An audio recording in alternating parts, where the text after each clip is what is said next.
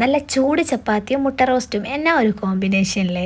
ഒരു പാനിലേക്ക് കുറച്ച് വെളിച്ചെണ്ണ ഒഴിച്ചെടുത്ത് കടുക് പൊട്ടിച്ചതിന് ശേഷം കുറച്ച് വെളുത്തുള്ളി, ഒരു 2 പച്ചമുളക്, കുറച്ച് കരിവേപ്പില, വലിയ സൈസിലുള്ള 3 സവാള കട്ടാക്കിയത് ഇട്ടുങ്ങാൻ ഉപ്പിട്ടുങ്ങാൻ മൂടി വെച്ച് നന്നായിട്ടൊന്ന് വാട്ടിയെടുക്കുന്നുണ്ട്. ഉപ്പിട്ടുങ്ങാൻ ഉള്ളി വാട്ടിയെടുക്കുമ്പോൾ ആ ഒരു സ്മെല്ല് എനിക്ക് ഭയങ്കര ഇഷ്ടമാണ് കേട്ടോ.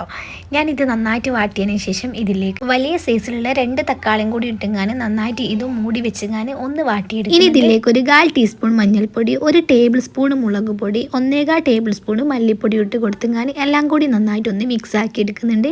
കുറച്ച് വെള്ളവും കുറച്ച് കരിവേപ്പില ഇട്ട് കൊടുത്തതിന് ശേഷം ഇത് നന്നായിട്ടൊന്ന് തിളപ്പിച്ചെടുത്ത് ഞാനിവിടെ ഇതിലേക്ക് വേവിച്ച് വെച്ച 6 മുട്ടയും കൂടി ഇട്ട് കൊടുത്തുങ്ങാൻ നന്നായിട്ടൊന്ന് തിളപ്പിച്ചെടുക്കുന്നുണ്ട്. ഇതിന്റെ മുകളിൽ കുറച്ച് മല്ലിച്ചപ്പും കൂടി ഇട്ട് കൊടുത്തില്ലേ, കാണാൻ ഒരു ഭംഗി ഇങ്ങോട്ട് തോന്നൂലല്ലേ. അപ്പോൾ അതും കൂടി ആയാൽ പിന്നെ ഒന്നും പറയാനില്ല. സൂപ്പർ മുട്ട റോസ്റ്റ് ഇവിടെ റെഡി ആയിട്ടുണ്ട് കേട്ടോ. എന്തായാലും ഒന്ന് ട്രൈ ചെയ്ത് നോക്കണം, നല്ല ടേസ്റ്റാണ്. ചപ്പാത്തിൻ്റെ ഒക്കെ കൂടാണ് പിന്നെ ഒന്നും പറയാനില്ല കേട്ടോ, സൂപ്പറായി.